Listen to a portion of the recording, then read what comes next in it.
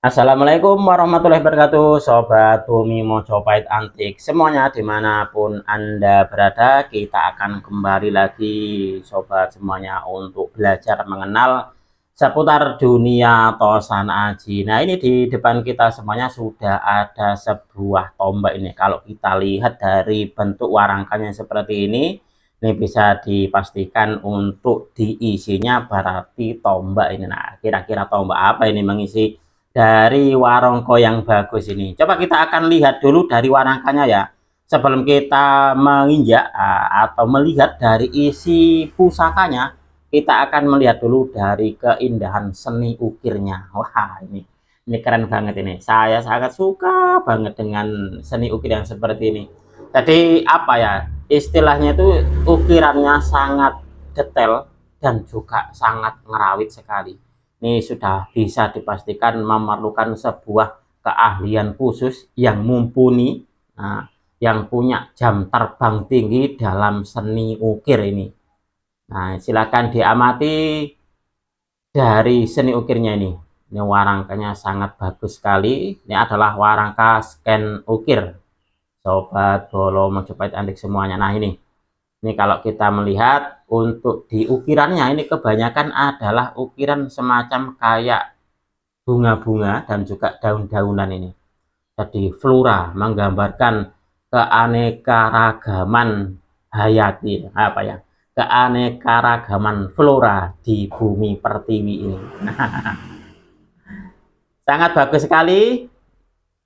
Nah, ini adalah warangka scan ukir. Nah, ukirannya sungguh sangat detail dan juga sangat ngerawit sekali, sangat bagus. Saya sangat yakin sekali kalau sudah dikasih sandangan seperti ini, biasanya untuk di pusakanya pun juga termasuk dari jenis pusaka yang istimewa. Nah, kita akan melihat seperti apa wujud dari pusakanya di episode kita kali ini. Sekaligus di sini nanti akan sedikit saya uraikan tentang filosofi dan juga tuah dari dapur dan juga pamornya sebagai bahan kita untuk belajar dalam mengenal dunia Tosan Aji. Kita akan buka saja seperti apa wujud dari pusakanya.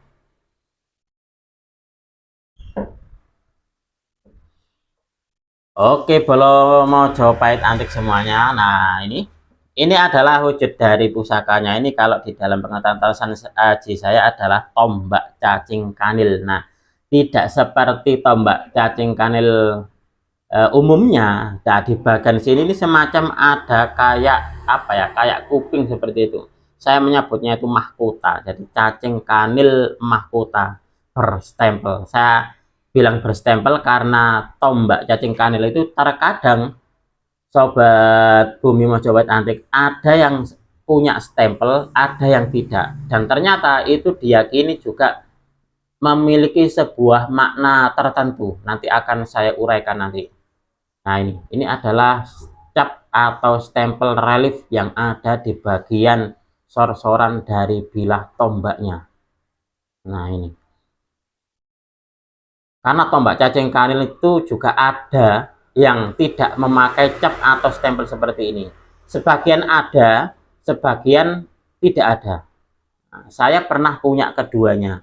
Tapi untuk di saat ini di Galeri Bumi Mojopahit, kebanyakan dari koleksi-koleksi tombak cacing kanilnya semuanya berstempel seperti ini. Karena ada keyakinan ini yang berstempel seperti ini adalah konon di dulunya dimiliki oleh para bangsawan. Nanti akan saya uraikan sedikit ya. Nah, ini adalah tombak cacing kanil mahkota berstempel. Tombak cacing kanil ini berarti cacing yang menggeliat-geliat. Jadi cacing kanil itu artinya adalah cacing yang menggeliat atau nganil. Bentuknya mengarah ke segala arah dengan bilah bulat atau persegi, bisa segitiga, segi empat, atau juga berbentuk belimbing. Kalau yang di sini, ini berbentuk persegi empat.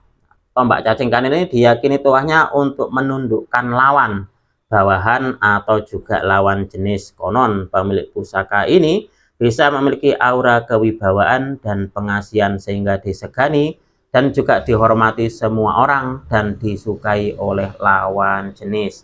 Tombak cacing kanil ini tergolong langka dan banyak dicari orang yang berprofesi sebagai pejabat tinggi, kepolisian, dan juga militer.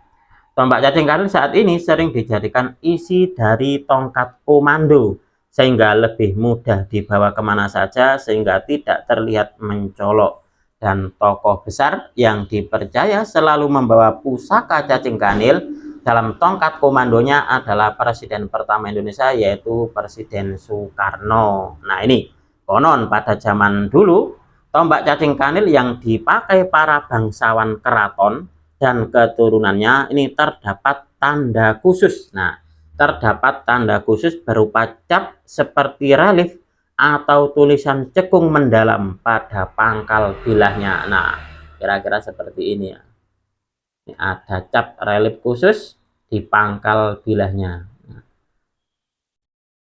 Berarti tombak cacing kanil yang ada relief khususnya seperti ini diyakini dulu itu dipakai atau milik para bangsawan keraton dan juga keturunannya.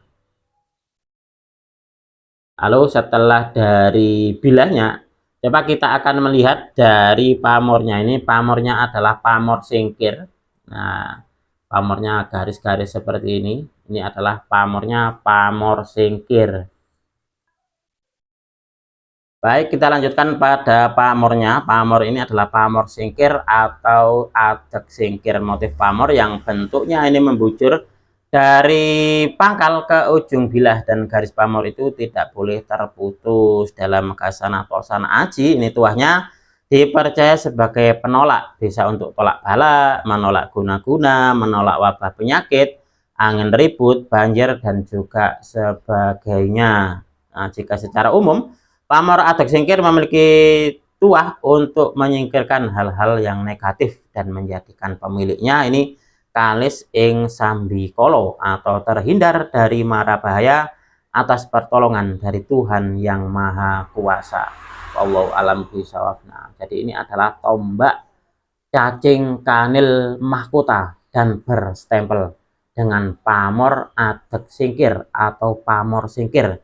Sebuah pamor yang diyakini untuk dituahnya adalah untuk kalis ing sambikolo atau terhindar dari mara bahaya atas pertolongan dari Tuhan yang Maha Kuasa. Nah, itu seperti itu. Bolo Bumi Mojopahit Antik semuanya. Mudah-mudahan video ini bisa sedikit menambah pengetahuan dan juga wawasan, khususnya bagi Anda ini, para pecinta tosan aji pemula. Ini adalah sebuah pusaka yang bagus dengan bentuk tombak, dengan dapur tombak cacing kanil. Nah, tombak cacing kanil bermahkota dan ada stempelnya ini. Dan sekali lagi, sahabat Bumi Mojopahit Antik semuanya, pusaka ini juga kami alih rawatkan kepada tuan barunya sebagai pemilik paripurna. Nah, sebuah keris atau sebuah pusaka ini bukan hanya sebagai benda koleksi atau senjata saja ini ya, tapi juga wujud simbol spiritual dan juga nilai kehidupan dalam falsafah budaya Jawa. Karena pusaka identik dengan tuah yang merupakan manifestasi dari doa dan harapan pemiliknya kepada Tuhan yang Maha Kuasa.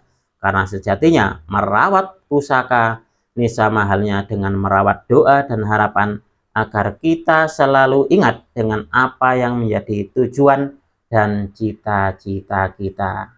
Nah, apabila ada kesalahan dan juga ada kekurangan dalam saya menyampaikan uraian ini tadi, saya memohon maaf yang sebesar-besarnya.